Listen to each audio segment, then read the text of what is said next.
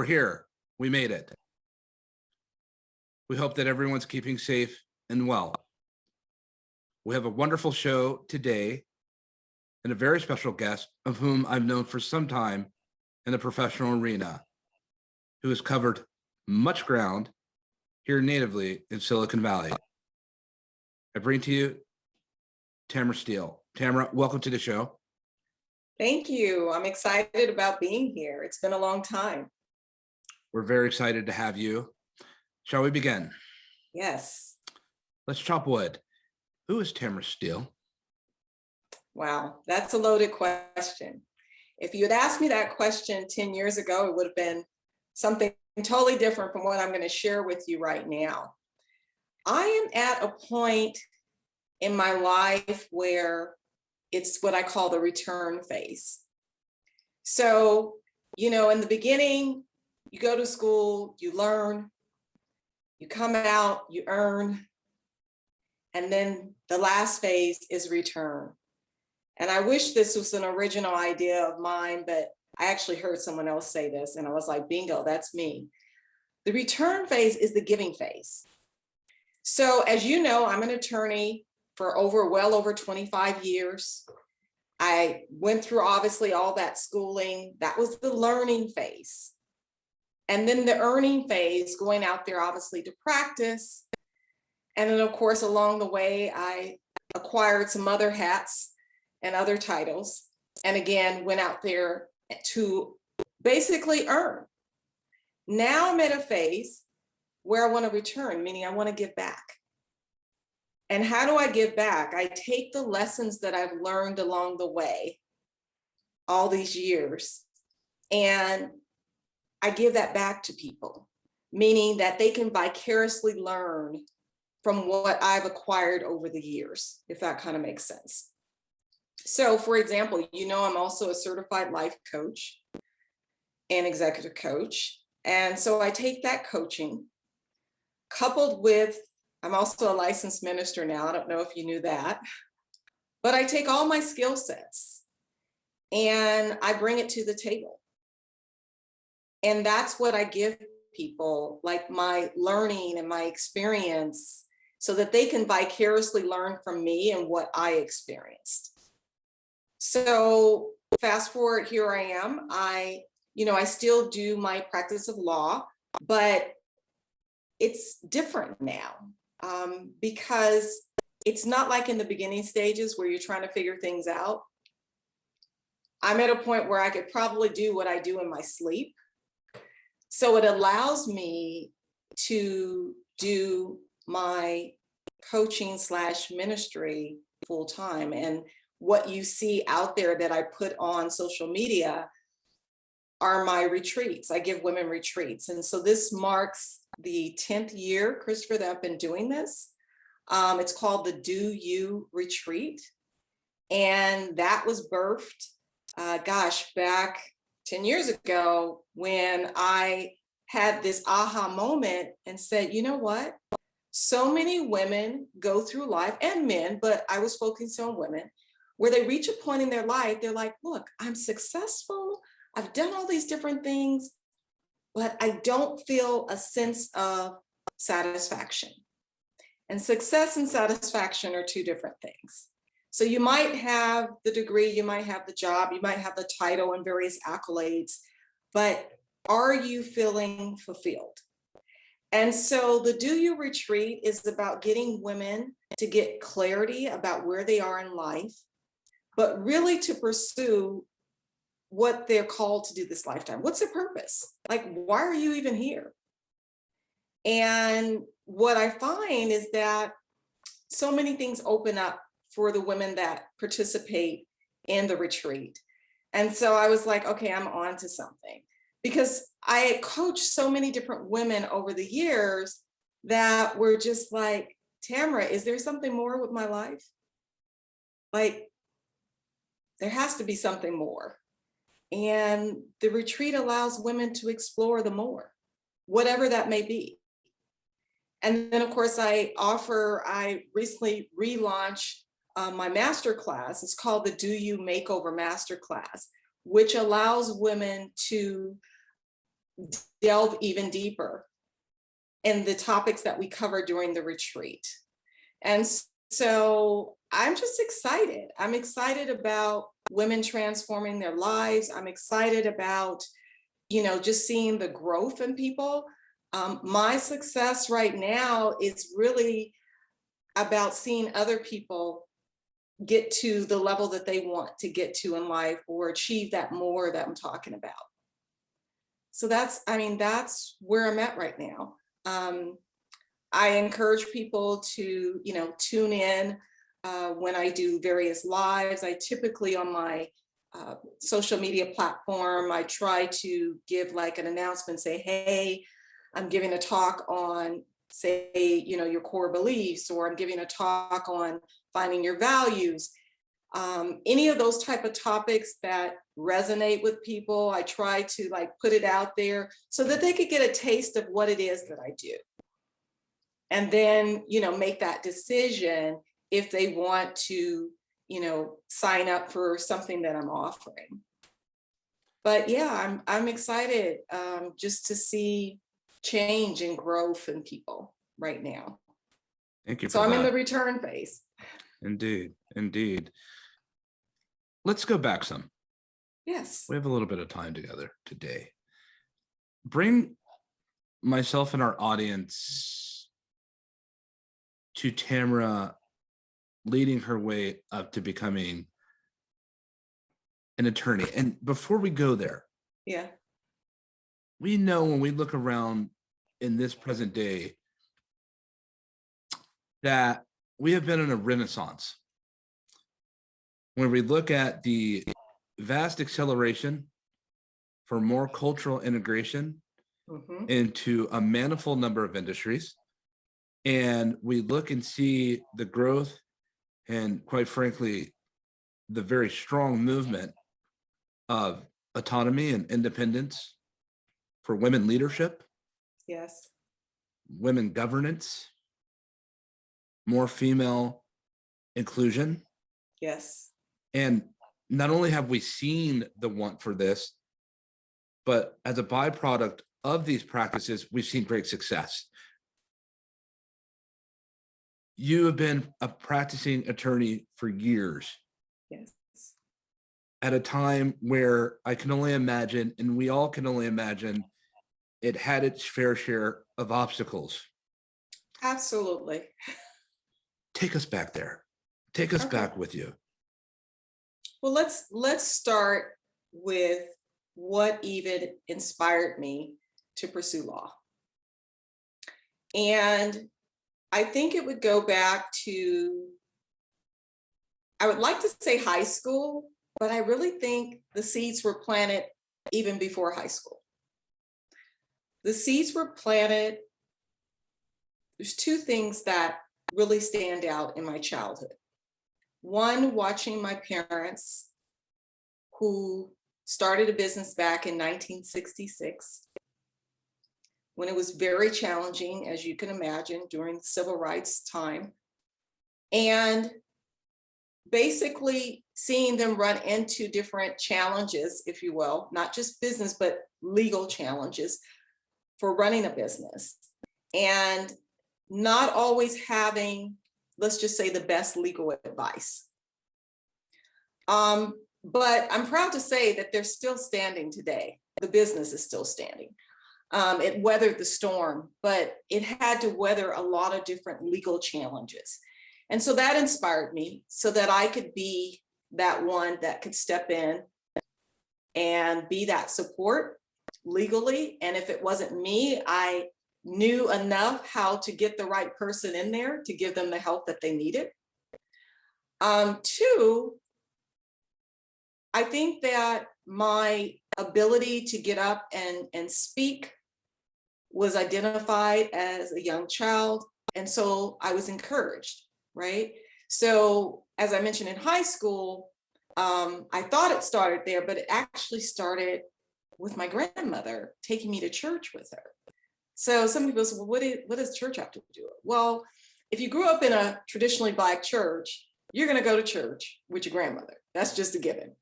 And one of the things that stood out to me as young as 4 or 5, you're up in front. Whether it's a speech that you have to give, whether you have to, memorize something. So getting in front of someone and having to say something, I think that's where the seed was planted. So fast forward, when I was in high school, having to do speech and debate, I wasn't intimidated. It's like, I've done this so many times and had to get up in front of audience. The fear factor is not there. And so I, pursued that while I was in high school, competed, and that really sparked something in me. I was like, you know what? I can do this. So I set my eyes on going to UCSF, not UCSF, excuse me, Hastings. I went to USF undergrad, but Hastings, and I was fortunate enough to get in, and the rest is history. Went there, it was a challenging experience, and not just challenging because of the law, but the level of racism that was there when I was attending was shocking. Like, this is happening. I remember thinking, what year are we in? I can remember we had a march because of the racist incidents that were happening on campus. I can recall having to be escorted by security to and from the library, having hate mail dropped in your mailbox. It just really, shook me at my core. And I was young, I was in my 20s. So it was definitely an eye opener for me. But even despite all of that, the adversity, it either will take you out or make you stronger. And it definitely strengthened me and allowed me to see things differently. But what I'm proud to say, I didn't grow bitter. I used it as fuel, if you will, to push me further towards the goals that I set for myself. And I've always wanted to, in terms of law, be in legal environments where I could really help people, those that were marginalized, those that were, looked over in society, those that were dejected. Those are the people who I've always wanted to be able to have an opportunity to represent. And so early on, I did work for legal assistance for seniors. So I helped a lot of seniors that were abused. I did child protective work in Monterey County, of all places. I relocated there temporarily and then came back here with Alameda County and have worn several different hats for the County of Alameda. But my main focus has been representing social services and really helping those that don't really have as much as the masses and oftentimes are looked over. So I feel a sense of satisfaction of what I was sharing before, knowing that I'm giving back and making a difference. Fascinating and intriguing, and it leads to a series of more questions. And the question that's prevailing now is present day. Yes. Here we are, we find ourselves in a still very abundant pandemic. Yes. And the world has seemingly changed overnight. In a world where we certainly have become more virtual in our communication, and our dependency on technical use has been accelerated. The way that people go about finding jobs, the way that people manage the relationships at home, where we work, how we work, it's changing. The quest to becoming an entrepreneur, the quest for autonomy, your program, your mission, for women, what type of woman in her place in life of where she's at is coming to hear what Tamara has to say? To our listeners who are listening, tell them, please. Well, I'll give you, kind of paint the picture of what women, or women, I should say, have been coming out to the retreat for the last 10 years. Typically, women are, I would say the age starts at 35 and up, can go, the range, if you will, could be anywhere from 35 to 65 and everything in between. What I think attracts women, and also multicultural, what really attracts women are the women that are in their life and they're looking to make a change. They want to go after that more I was talking about. They are perhaps going through transition, whether they're at a job that they feel that they have reached, say, as high as they're going to go, and perhaps it's time to do something different.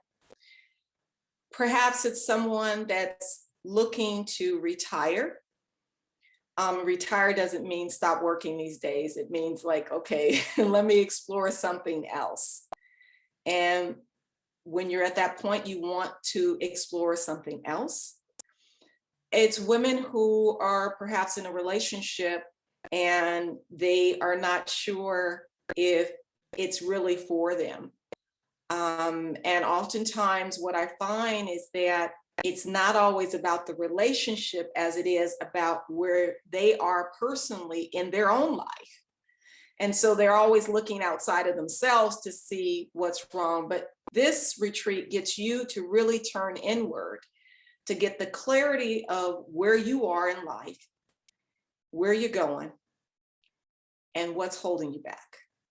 And oftentimes it's you. You are holding yourself back. And so you go through this process, if you will, of just really delving deep to see where you are. It's like a check-in. It's like being able to, for those women that maybe are tuning in right now, if you ever wanted to put your life on pause and just really do a self-check and take inventory, but have a supportive, safe, inviting environment for someone who's very passionate, myself, about seeing you get the clarity that you need to pursue what you're supposed to do this lifetime before you transition from this earth. That is the woman that needs to come to this retreat. If you have any doubt internally about whether or not you are clear about what you're doing and where you're going and what's holding you back, then great. But if any of those things raise questions for you, you need to reach out to me. After this retreat, what's minimally that you'd like for your cohorts in attendance to take away from? What do they leave with? Right. I imagine that many arrive and they'll gain perhaps similar and different perspective. Mm-hmm. But minimally, Tamara, what are you hoping that they leave with? What should they be equipped with that they may not have been equipped with before their arrival?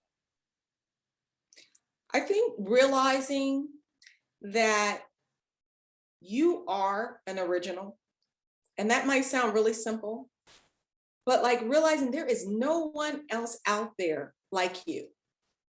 And so when I say do you, like when you decide to do exactly you, meaning the gifts, skills, and talents that are inside of you, and you deliver those to the world, there's no one else out there that can deliver what was given to you. And when you get that and you embrace that, you don't spend all of this time trying to figure out, how do I differentiate myself from the rest. You got it. You like, I know that I stand out because I am walking so in my purpose. And I'm so clear about what I'm doing. And I often tell women, do you unapologetically. Don't settle for anyone else. And one of the reasons why you may feel like things aren't working because you're trying to do or be someone that you're not. And sometimes you're not even aware that you're doing that. But I think sometimes, just as a side note, not to really digress, but when folks look at social media and they see all these influencers and what other people are doing, it causes people to start to doubt what they're doing. And it's like they almost need to have those blinders on, you know, like the horse racing. Like, look, you need to like stay right here. Because when you start looking at other people and start comparing yourself and what you're doing, it serves as a distraction from you really doing what you need to do and staying laser focused and going after it, like with, you know, all your energy towards it. And so I just, you know, really feel that when women walk away, they really get what it means to do you unapologetically. They really get like, you know what? I don't need to waste time anymore trying to look like someone else, sound like someone else, be someone else. I just need to be me and really embrace that. And it sounds like, again, I said, it sounds very basic, but I tell you, there's so many powerful women who walk around who still haven't fully embraced everything about themselves. And that means the good and even what they perceive as the flaws, like all of it. What are some of the obstacles from your lens perspective in the service of helping others, guiding and assisting others? Surely it's not what we'll call the walk in the park. No, not at all. What are some of the pain points that you arrive to with this practice of reaching out to others who may not feel like they need something, or perhaps they feel that their situation is so unique that it's beyond the scope of understanding? Mm-hmm. What does that pain point look like for you? Well, and I'm glad you asked that question, because one of the things that I recently did this exercise at the retreat, and it was entitled, "What are you tolerating in your life?" And I had the women look at various things that they tolerate. And one of the number one things that people tolerate are various excuses, like any excuse will do of why you're not doing something. You know, I can't do it right now because I have to wait until the kids are out of the house. I can't do it until I retire. Oh, I don't have enough money to pursue that. Or, you know, I don't think I'm smart enough for that. No, I'm just not cut out for that. Any excuse, you can fill in the blank.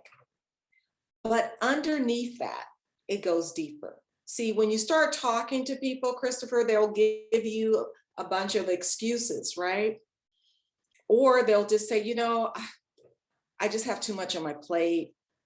Or they'll tell you, you know, I procrastinate all the time and I just can't seem to, you know, get around to it. I'm challenged with prioritizing things. All of those are excuses, but at the core of all of that is fear. Whether it be fear of failure, whether it be fear of success, or whether it's just simply the fear of the unknown. And when you realize that it's fear, then the next obstacle, if you will, or just challenge, maybe that's a better word, are you ready to face that fear? And oftentimes, folks aren't ready to face the fear, but they have someone like myself. Part of the role, or I should say, position of a coach. It's like, look, I'm here to partner with you and to help step out on faith when you have that fear. Hold up what it is that you say is possible for your life when you don't even have the strength to hold it up, and keep it in front of you until you actually believe it. And so getting people to face that fear, to step out when they feel like, you know what, I can't do this on my own. That's why you partner with someone. It's no different if I was training, say, for fitness, right? And I'm using it as an example because I did a fitness show for over 50, 3 years ago. And, training for that was so intense. Could I train on my own? Sure, it would have taken me forever. I probably wouldn't even got to a show. But the whole point of partnering with a coach is having someone guide me along, help me get over my fear of being on a stage and being critiqued, help me see where, I needed to work on, what were my weak points, and pushing me to where I was uncomfortable. The growth only comes when you get uncomfortable. And I often tell people, if you're comfortable, you're not growing. If you're challenged, I'm like, good. That means that there's going to be some growth. You're going to be stretched, but you got to face your fears. And so fear is at that bottom, or at the core of what people are facing that I deal with. And with this growth, what arrives with it? Is it fortitude? What do you get with this growth when you find yourself perhaps in a complacent state, Mm-hmm. and you come in contact with the uncomfort? What are we gaining from this? One, you're gaining in the growth process. You're gaining clarity about yourself. So you're no longer, hiding behind excuses. Clarity is divine, okay? So you gain that. And there's this sense of freedom comes with that. Because you're like, you know what? I'm not afraid anymore. I'm free. I don't care what other people are thinking. This is about me, my life, and what I'm going to go out there and do.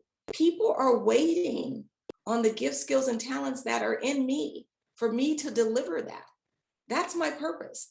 It's not so much just the gifts, skills, and talents that I hold or possess. It's my ability to take that and deliver it to the world. They're waiting on me. My family is waiting on me. My community is waiting on me. The world at large is waiting on me. And when you get that clarity, it's like a natural high. And you feel free. And these are intangible qualities, right? And you also feel a sense of peace. So, that to me is priceless when you can have that. That's that satisfaction that I was talking about too in the beginning. That is not synonymous with success. You want satisfaction. That's why you have a lot of people who could be multimillionaires, but they're not happy. Right.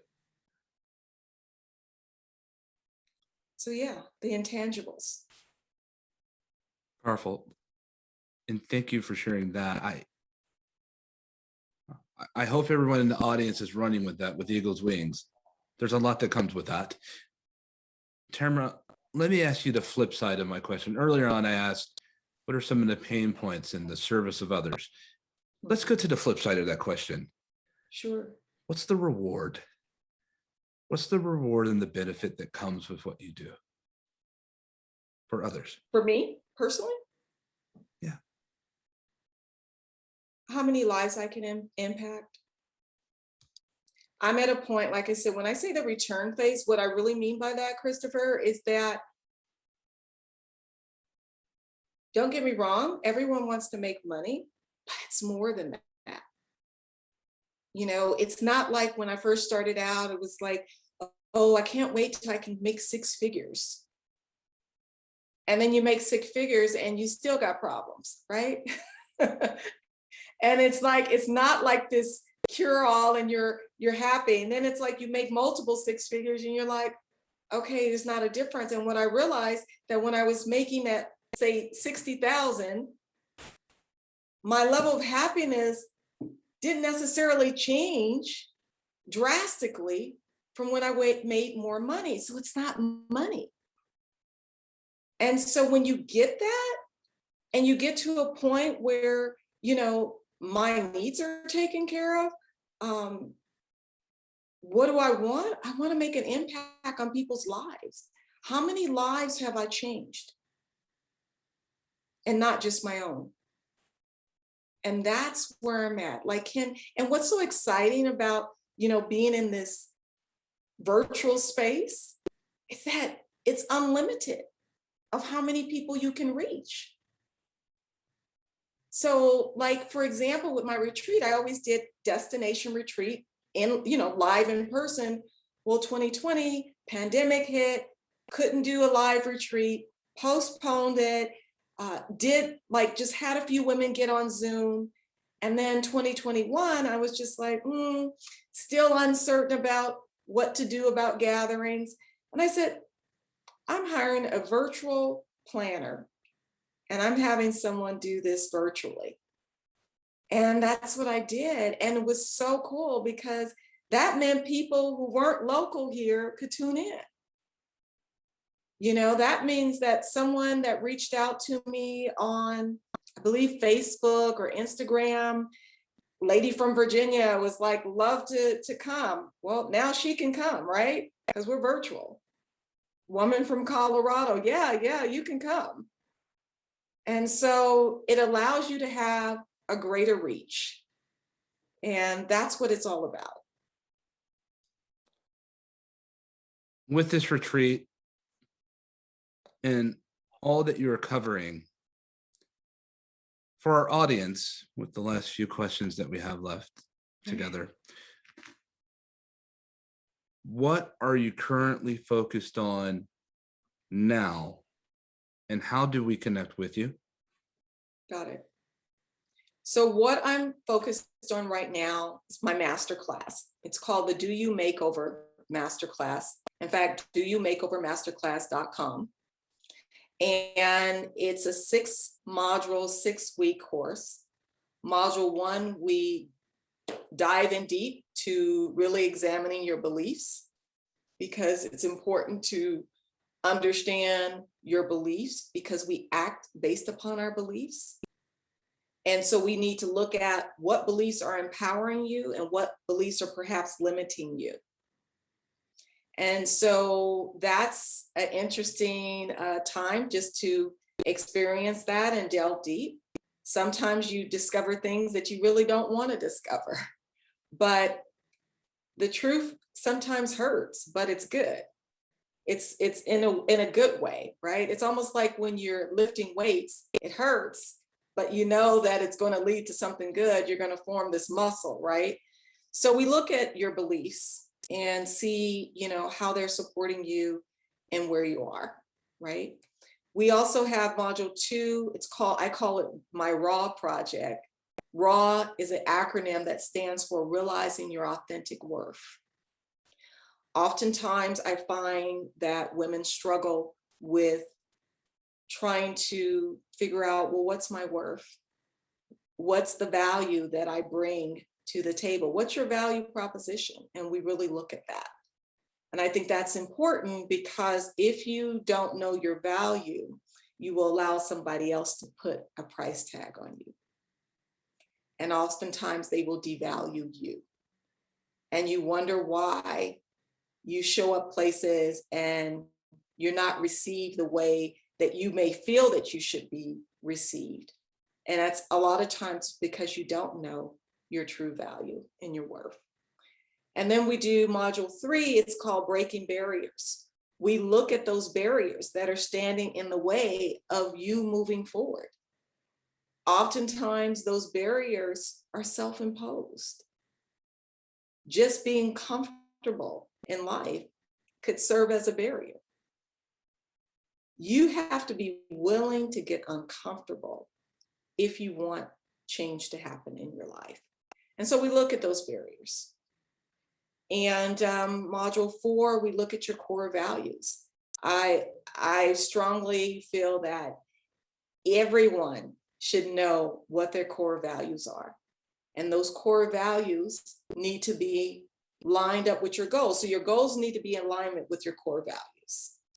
Because when you know your core values, it's easier to make choices and decisions, period. It's like you're not going to make a choice or decision that is in conflict with your core value. So we look at that, and I make sure that you're clear about what your values are. Module 5, we look at connecting with your higher purpose. Like, there's something so much more on your life than just your job. There's something more, and we really go after the more, what that is. You know, I had a mother that recently lost her son, and well, not that recent, but fairly recent. And so she's exploring the more. Oftentimes it's painful situations that you can discover what it is that you're supposed to be really doing. I have a woman that recently reached out, wants to take the master class, and she unfortunately lost her husband, and she's a widow now, has a 13 and a 15-year-old, and she really wants to take it. And I think this would be great to just for her to tap into, like, what is this all about? Because I often say that your purpose sometimes, not all times, but sometimes can be birthed in your pain. So that's one module, connecting with your higher purpose. Module 6 is on forgiveness. And I just think that, you know, so many people walk around bitter, and they're not even aware that they have this bitterness or this anger. And it's important to release that, because you need to set yourself free and, you know, go on with your life. I often have people say, well, Tamara, you know, that sounds so easy, you know, but you never forget what someone has done to you. And you're right, you don't forget. But you need to reach a point where you no longer are emotionally charged by whatever it is that they did. They can't get that out of you. They can't pull you out of character anymore. So, so that's it. I mean, that's a a good snapshot of the 6 modules, and I'm excited about it. It starts, in fact, it starts October 25th, so there's still time to register, and they're still running the special. I talked to my admin today, and so yeah, check out the site. Also, you know, people can go to tamarasteel.com just to, you know, read up a little bit more on me, and Steele is Steele, Tamara Steele. And I'm also open to people emailing me if they have, you know, further questions at tamara@tamarasteel.com. So real easy to remember, but it's been a pleasure. I'm so happy that you invited me on just to, as you say, what, chop up the wood? I have one last question for you, Tamara. Sure. I'm sitting here listening to this, and the RAW acronym certainly is almost at the top of my list of powerful takeaways per our discussion. As a male, not just myself, but our audience listening, as a male figure, is my best role in supporting what you do, is my best role observation? If not, how do I help? You know, it's interesting that we're having this conversation, because I have had men that I know reach out to me and said, have you ever thought of doing something for men? I have. I just need to talk to someone like you offline further about it. So we will have a subsequent conversation. But 2, I think just sharing what it is that I do with other people is huge. I'm always open to having a few minute conversation with people about what I do because I'm passionate about it. So whether people go to my website, whether people reach out to me via email, whether people go to my Instagram, which is @firstdoyou, direct message me there. Those are just ways to reach, or LinkedIn, of course. Sending people my way. That is the number one way you can be of service to me. If you know of people who are looking for speakers, because and I don't know if I mentioned that, but I do go around and speak at various places. In fact, I did a leadership conference for De Anza College, and I've spoken at UC Berkeley. Hastings, my alma mater, had me come and do some coaching work actually with third-year law students, because I was just, determined to work with students who need to get over the fear factor. It wasn't like an issue of whether or not they knew the law, as it was just this whole fear that worked as almost like paralysis. So anyway, there's several ways in terms of just referring people, or if you know of speaking opportunities, I would love to follow up on it. Tamara Steele, thank you for joining us on the Christopher Lafayette podcast. You have certainly been a welcomed guest on our show, and we do hope to have you back in the future to hear more of the raw and other things. Yes. To our audience, thank you for joining us here with the Christopher Lafayette podcast show. We certainly hope that you're keeping well, and we look forward to chopping more wood with you soon. Thank you. Good night.